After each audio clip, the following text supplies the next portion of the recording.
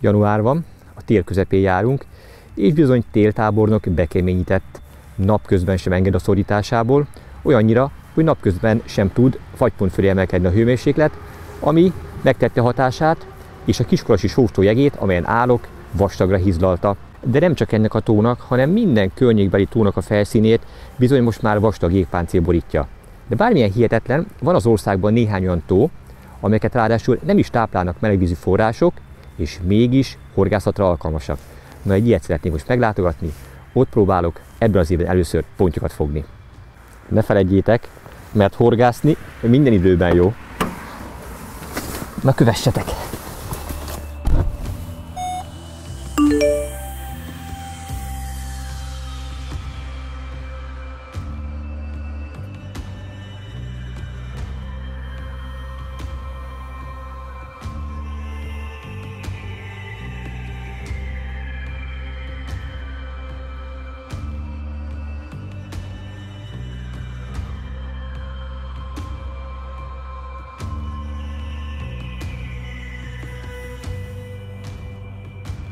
Most egyébként Bugyinszky Gáborhoz készülök, aki csapatunk régi és meghatározó tagja, és olyan fanatikus horgász, aki egész télen horgászik.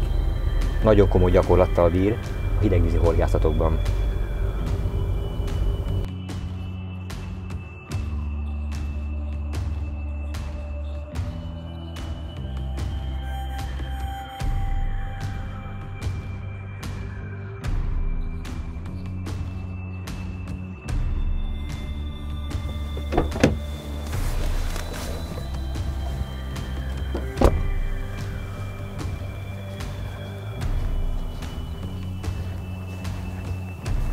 Hello, Gábor! Szép jó reggelt! Hallod, miközben idefelé jöttem, végig -6 Celsius fokot mutatott az autóm külső hőmérője. Tuti biztosra vettem, hogy most befagyott a tó. És ezzel szemben? Nem, mint látod, az Orosházi Újhomokbánya tó nem fagyott be. Hát de miért nem tudod még befagyni? Hát azért ilyen tartós idegek mellett is hogy maradt nyitott? Egész egyszerűen akkora a víztömeg, hogy sokkal komolyabb mínuszok kellenek ahhoz, hogy az egész vízréteg áthűljön. Milyen mély vízben fogunk most horgászni? Itt a horgászállásunk előtt 7-8 méteres vízoszlop található. És a tónak a legmélyebb pontja az mennyi lehet? A tó legmélyebb pontja 13 méter feletti víz. Hú, azért az komoly. De amit megint csak nem értek, azért nem ez az országban az egyetlen mélyvízű bányató. Azok befagytak, ez nem. Igen, ez így van. Azért még marad talán, hogy miért tudott ez nyitott maradni, de hát ne is ezzel foglalkozzunk, hanem végre olyan helyet találtunk, ahol még ebben az időszakban is tudunk horgászni. Látom, te már be vagy dobva. Volt már valami? Nem, egyenlőre még semmi. Hazai pálya előnyét kihasználod. Jó, hát ennyi áll neked, de én is gyors összepakolok, azt hozzákezdek a horgászathoz, meg fel is öltözök, mert kellemetlenül hűvös van.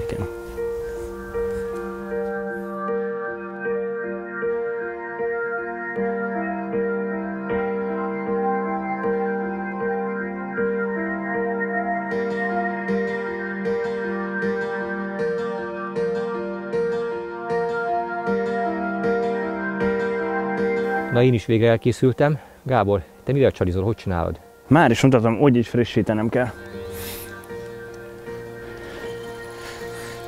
Mennyi időközönként frissítesz egyébként? Mennyi időközönként dobsz újra? Ebben az időszakban nagyjából 45 perc és 1 óra között dobok újra. Ez nem egy kapkodós peca. Hát ez nem, ki kell várni a halakat. A csalit könnyedén felismerem. Fluoroldódó lebegő édes ananászpelet. Ez a 12 mm-es, ugye? Igen, így van. De hallod, nem nagy ez ilyen tájt. Hát ez egy elég termetes csali. Az utóbbi időben elég sokat volt lehetőségem horgászni a tavon, és a halak döntő többsége ezt a csalit választotta, méretben is, ízben is. Meg hát gondolom a szín is azért számít. Igen, így van. Minden apró részletnek jelentősége van. Figyelj csak, mielőtt megtöltöd. Nekem az gyanús, hogy ez a kisméretű horog és a csalitüske az együtt kevés ahhoz, hogy a csalit lent tartsa a mederfenéken. Nézzük meg itt a tálkában, hogy viselkedik ez. Lógass bele, légy szíves. Nem, rosszul gondoltam. Megázva már ez a nagyméretű csali is, ez a kicsi horoggal pont tökéletes pozíciót vesz föl.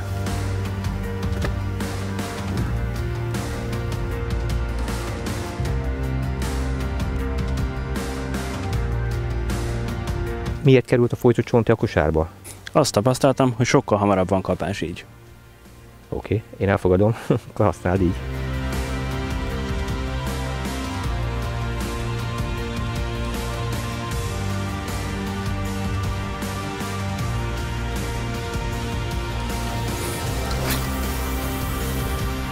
távolság az olyan 60 méter körül van? Igen, nagyjából ez az a távolság, ami optimálisnak mondható.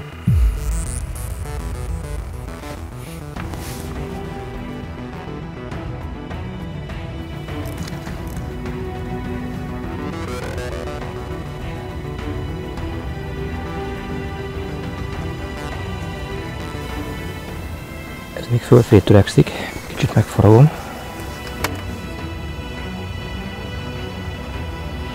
Tökéletes. Keverek hozzá én is egy kis csontit.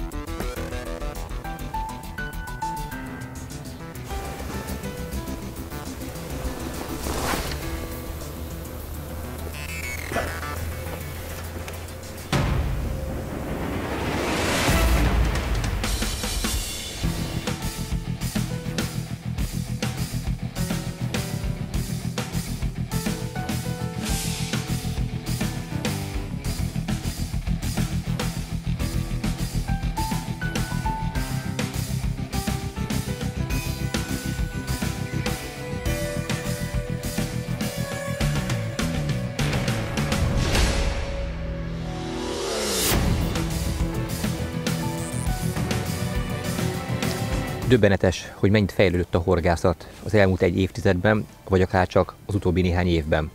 Ha belegondolok abba, hogy gyerekkoromban a pontyhorgászat az elkezdődött mondjuk áprilisban, és legkésőbb befejeződött szeptemberben, ahhoz képest most, itt ülünk január közepén, körülöttünk be van fagyva minden, szerencsére a víz hullámzik, és pontyra horgászunk.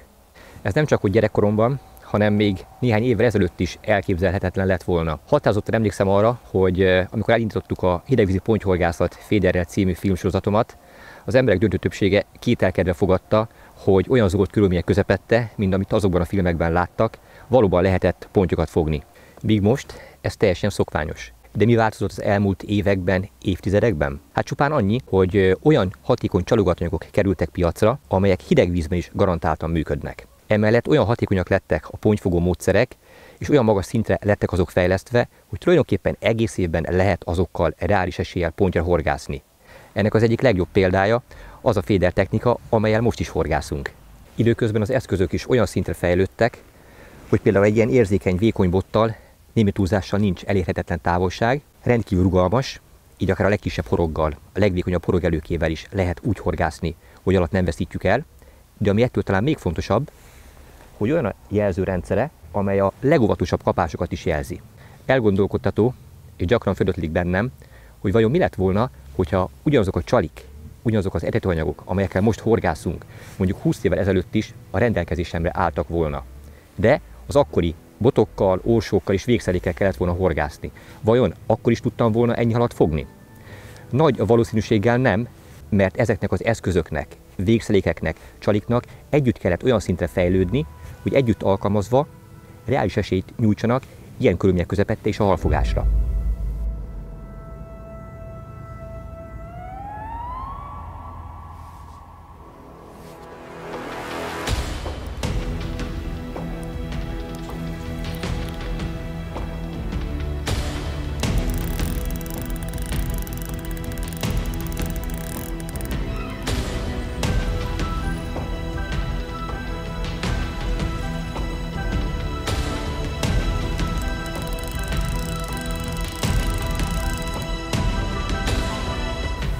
Végre.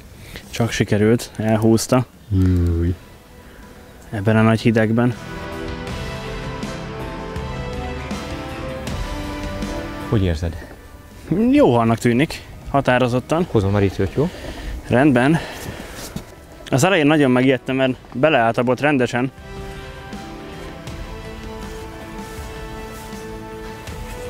Itt van már egész a part közelbe. Kiolvasztom a merítőt. Felért a dobó előke. Nem akadt meg a jég? Nem. Jó, csak arra koncentrálj. Hallod, ez nem adja magát könnyen. Nem, jó erőben van. Ez is mutatja egyébként, hogy aktívak a halak. De komoly burvány. Ez nem 2 kilós hal lesz. Puh. Nagyon szép. Gyönyörű tőponty. Emeld meg a fejét. Na talán majd most. Hú, Gabikám, szívből gratulálok. Ez már szágban van. Hát igen. Gyönyörű szép. De szép.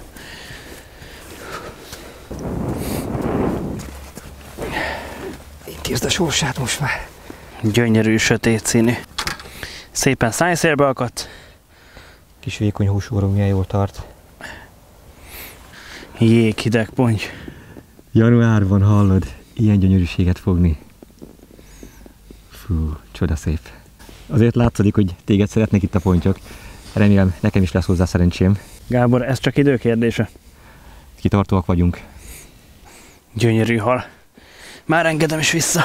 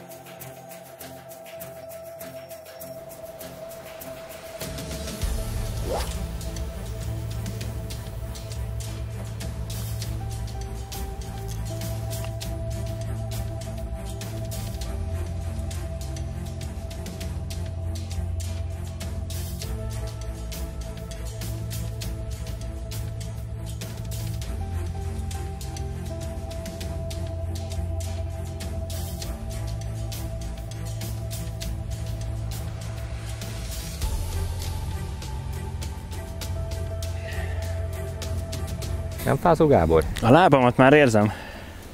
Nekem is jó a ruhám, de a lábujjaimat én is már érzem. Hiába most is azért mennyi, -3-4 fok lehet? Igen, a körül. Nem enged a szorításból egyáltalán a hideg. Elég csak ránézni a spiccekre. A gyűrűk között már befagyott a zsinór. Emlékszel, hogy mi a leggyakrabban elhangzó kérés, amit ilyenkor hozzánk címeznek? Igen, hogy a ponty elvermele, illetve hogy táplálkozik-e egyáltalán ebben az időszakban. Így bizony. Mind a mai napig egyébként szerintem elevenen él az emberekben az a kőbevésett dogma, hogy amikor beköszönt a tél, akkor a ponty belebújik az iszapba, elvermel, és onnantól kezdve nem mozog és nem táplálkozik. Míg ezzel szemben mit tapasztalunk? Én csak a saját tapasztalataimból tudok kiindulni, gyakorta télen több halat fogok, mint nyáron. De mi lehet ennek az oka? Ez egy mélyvízű bányató, ahol gyakran megfigyelhető, hogy nyáron a halak víz közt vagy vízfelszínen tartózkodnak. Míg ebben a téli időszakban inkább a mederfenéken táplálkoznak és mozognak, mivel a víz hőmérséklete ott a legkedvezőbb számukra. Tehát akkor itt vermelésről szó sincs. Nincs.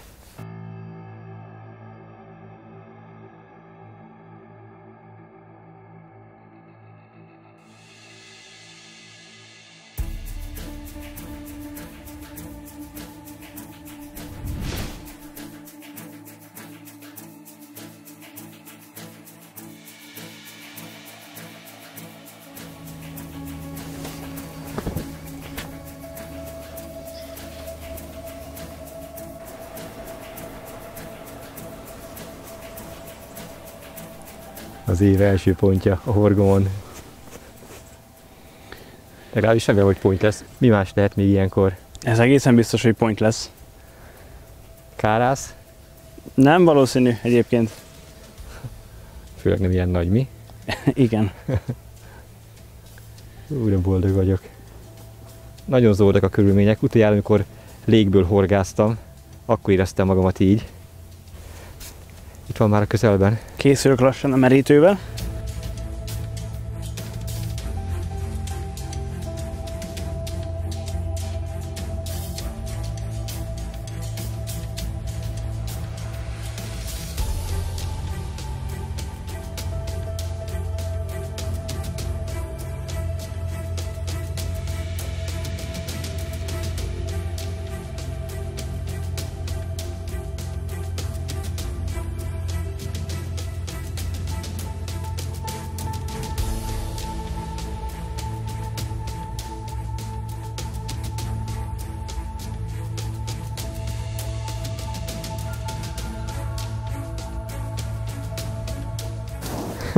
Az év első pontyocskája, de örülök neki. Gábor, nézd csak mi a csali. Lecseréltem az édes ananász peletet az új Tornado Roquefort sajt ízesítésű peletre. És hát nem is akkorát, mint a te pontyod, de látod, adott egyet. Látod itt a csali? 1 órát volt bent, és látod, még mindig adja ki magából a színt. Ezt neked folyóvízű csali, mi? Azt gondolják, hogy a sajtos csak folyóvízen jó, aztán közben hideg vízben is már adott egy szép pontyot. Ilyenkor minden halnak hatványozottan nagyobb az értéke, hiszen tudjuk, mi munka van mögötte.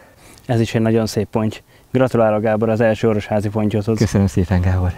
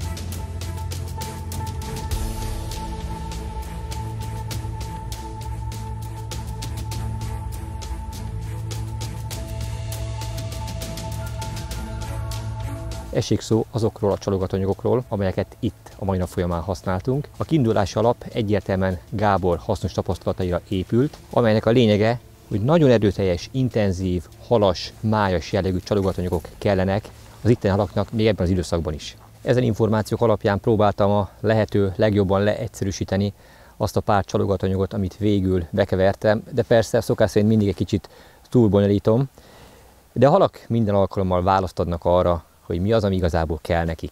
És ha most ránézzünk a tálkámra, akkor már is választ kapunk, hogy mi volt a legfogyósabb, és mi volt egyben a legfogósabb. Ez nem más, mint a Brutaliver Micrometode Feed Pellet, keverve kevéske Brutaliver etetőanyaggal, és ezt Gábor tanácsát megfogadva felöntöttem szúnyoglárva kivonattal. Itt van mellettem az a vödör, amiben a 2 keverékem található. A Gáboréval azonos Brutaliver etetőanyag és Fluo Micrometode Feed Pellet brutális máj egy velege. De jól látszódik, hogy ebben több az etetőanyag, mint a Gábor keverékében. Annyiban különbözik még, hogy 3 mm-es halibut pellettel van dúsítva. Azért van elválasztva a 2 keverék, mert még az egyiket spéciadditív szúnyoglárva kivonattal öntöttem fel, addig a másikat CSL Tuning tengerkincsarromával. Ezen a horgászaton a kevés kapás ellenére is a spéciadditív szúnyoglárva kivonattal dúsított keverék működött jobban. Tudom, hogy csodaszerek nincsenek, de azért elég látványos, ahogy ez ebben az időszakban működik. Mi lehet szerinted a szúnyoglárva kivonat fogósságának az oka? A pontynak az egyik természetes tápláléka a szúnyoglárva. Ebbe a vízbe is rengeteg található belőle, amihez a ponty ebben az időszakban nehezebben jut hozzá. Mi pedig adunk nekik egy olyat, amit egyébként is szeretnek. Ritkán esik arról szó, mert hát nyilvánvaló hiába természetes tápláléka a szúnyoglárva a halnak, hogyha ez a folyadék, amit most ugye a kezembe lötyögtetek, ha nem lenne ilyen híg, nem oldódna garantáltan hideg vízben, akkor ennek a fogossága pont nulla lenne. De szerencsére ebben az időszakban is teszi a dolgát.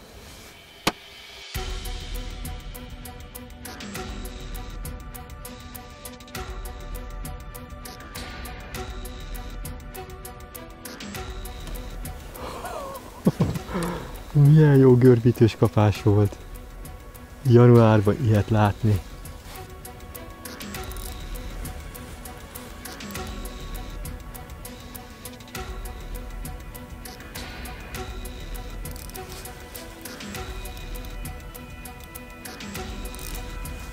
Jaj, de szeretném megfogni. Hozom a merítőt, Gábor. Oké. Csak van egy kis probléma. Na. Kellemes időjárás megtette a hatását. 1 fokot sem engedett a hőmérséklet végig. Egész nap durván fagy. Pillanat alatt csontáfagy minden. Igazi kemény téli időjárás van. De mi a lényeg? Mi vízparton vagyunk. És ponty van a horgon. Így bizony. Nem is akármilyen.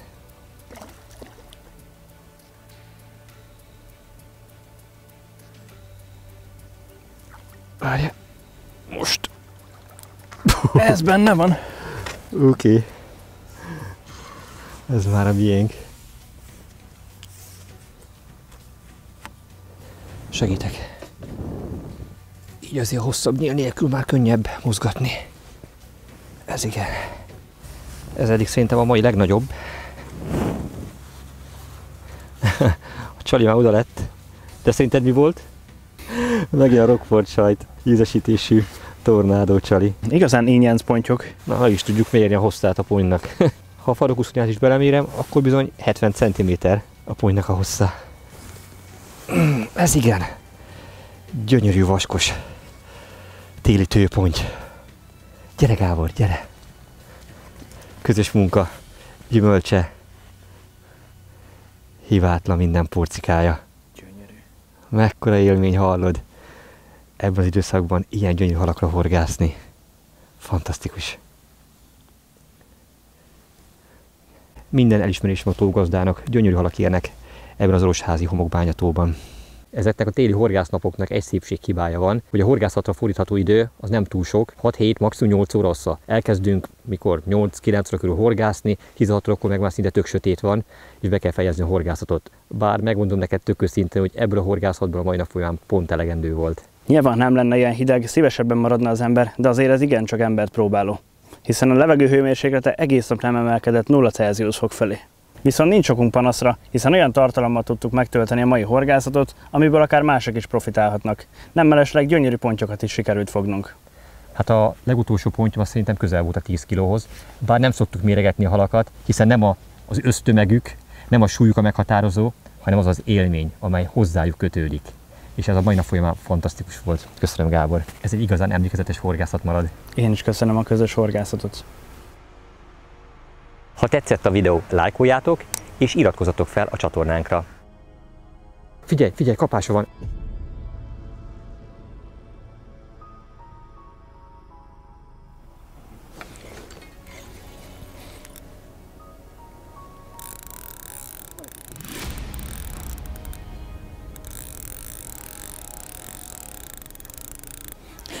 Jó havas az orsó.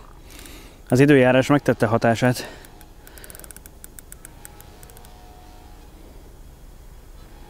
A gyűrűk között végig jég, de bizony hal van a horgon.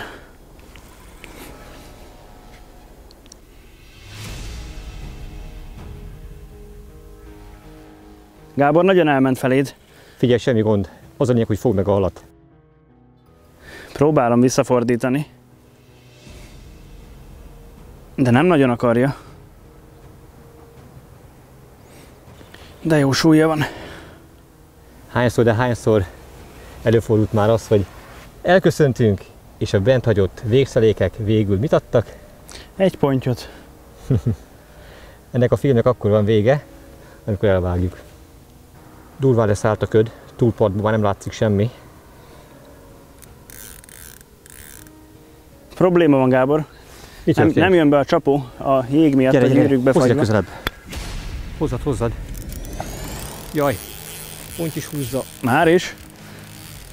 Húha, itt egy nagy jég dugó van. Oké, próbáld. Bírod? Igen, úgy néz ki, hogy már a monofénnál is érzem, hogy könnyebb. Oké. Gyönyörű nagy tükrös. Júj, mekkora hallod. Megszákolom.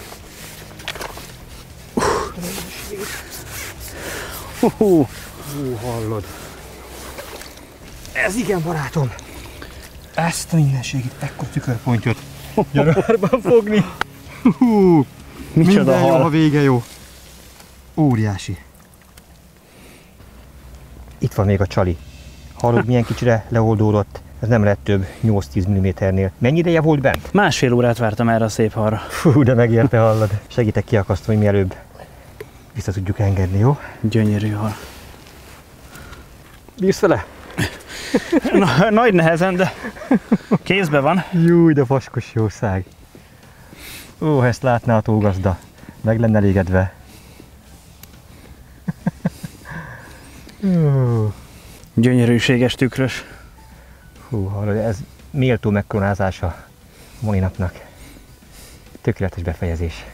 Egy január közepi kapitális tükrös, bőven 10 kg felett. Az idei eddigi legnagyobb halam.